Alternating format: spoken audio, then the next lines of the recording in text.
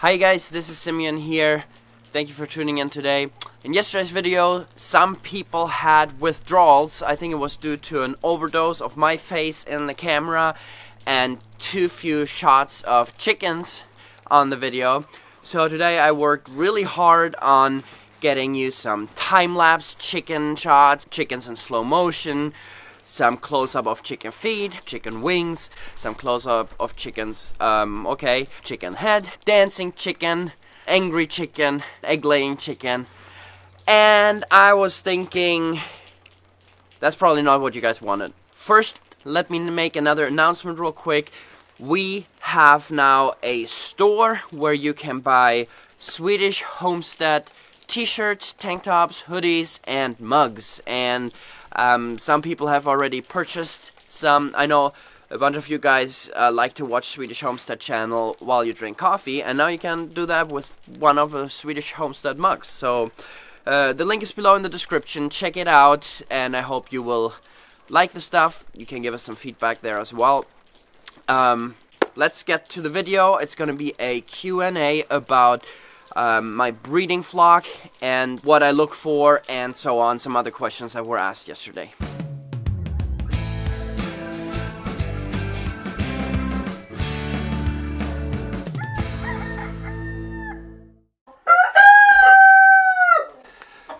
So today I'm going to do the Q&A inside of the chicken stable. A bunch of you guys are going to be complaining now that the noise level is too high, but we'll see about that. So I got a question if the breasts go broody, and we've had several broody hens. Considering we've had close to 100 chickens, that's not so bad. And so some hens go broody, and we have never hatched eggs the natural way because we want it more controlled with the hatching machine. But you could definitely do that. Some are asking what I do with the big combs with frostbite. Well, here on the deep bedding system, it's really fairly warm in the stable, and we have quite a bunch of chickens in here, so they keep the temperature up well. We'll have to see when the temperatures drop down to -20 or 25 Celsius.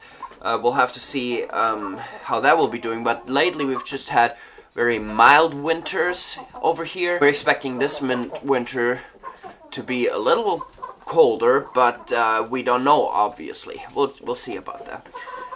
So one thing that I want to talk about also is this deep bedding system. Some people asked about that. We've made lots of videos about that, but this time we are having more than 3 birds per square meter. We're trying to keep that ratio because otherwise the manure load is going to be too heavy. They're not able to scratch the manure into the deep bedding, and we're noticing that already. So I have to help occasionally, take a pitchfork or something and turn the deep bedding a little bit. But the deep bedding also stays more moist and it produces more heat, I have been noticing. Breeding flock is not ready yet. We're still having a mixture here. I'm going to sort out the chickens today that I do not want to be part of the breeding flock, and then we will be selecting eggs first in a few weeks, once the new roosters have been here for a few weeks. So right now there are just 2 roosters here, so they're gonna go on the layers of the second bloodline. So basically we will have 2 breeding flocks, one with roosters from bloodline B and hens from bloodline A, and the second one is the opposite, hens from bloodline A and roosters from bloodline B, but it'll be basically the same thing.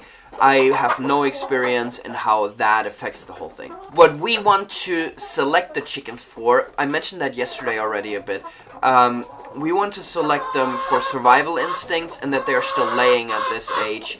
And, you know, the poor genetics, chickens with poor genetics, they have not survived these 2 years, most likely. Otherwise, you know, yes, we want to have a good growth, but we also want to have a good egg production.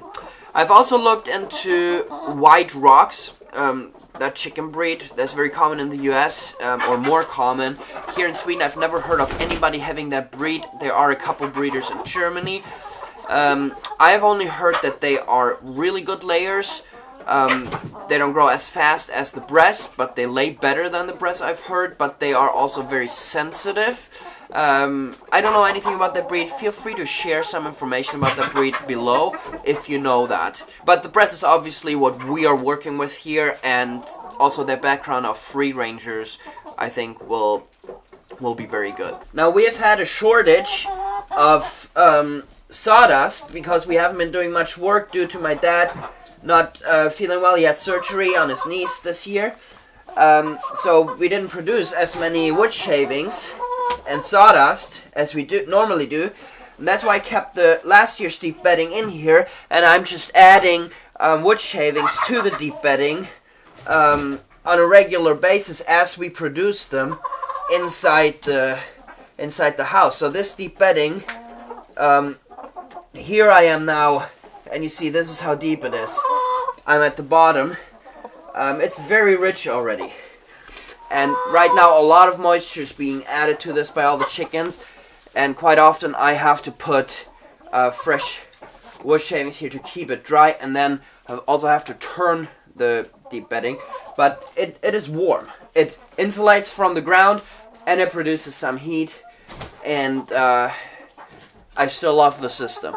Now here you can see the second bloodline and the roosters I'm gonna add to the flock. They're still a bit young, but when I will start to select eggs in about a month from now, these guys will be ready to doing their job. I will do some test hatching and stuff like that, but there are 5 roosters here, and some people are wondering about this too.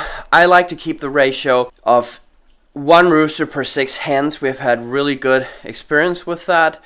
I'm sure they could do more. Some people even do less, but we have had quite good experience with that. And then we like to keep at least 3 roosters, because 2 will just fight till the death. If you have 3, they somehow bother each other more, so that they don't fight.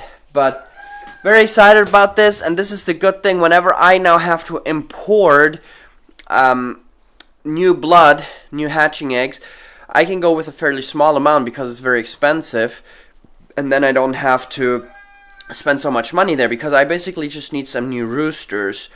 If I order 40 eggs and 20 hatch due to transportation, 10 of them are roosters and I can use 6 of them, then that is fine for me. So that's kind of how I really look at it. One person, they wanted to use the breast as heritage layers and sell eggs to customers. Will work okay.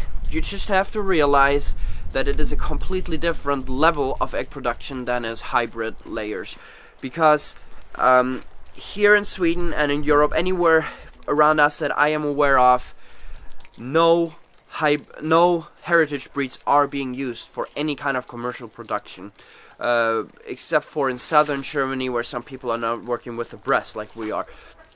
Otherwise, hybrids are used. Why? Because they lay more eggs and because they eat less feed. Now, if you want to do heritage breed layers, and I'm excited about that. That's what I want to do. I'm excited about everybody who has enough faith to attempt this. You need to be aware of that your margin will be smaller, and it's not a big margin with layers, and you will have to sell your eggs for a high price.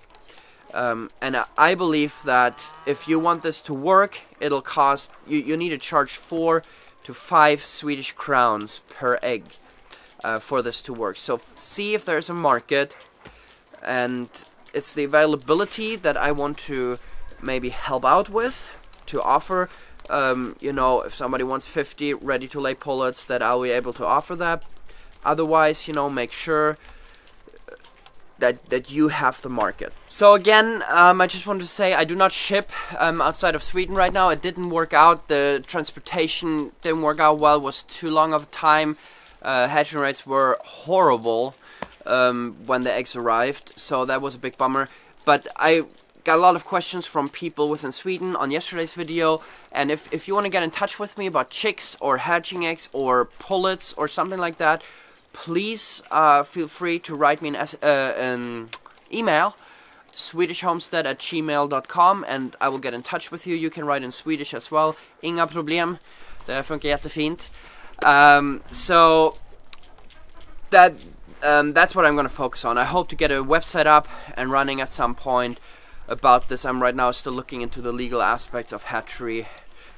Hope you found this helpful and answer some of your questions, and I will see you in the next video. Bye bye.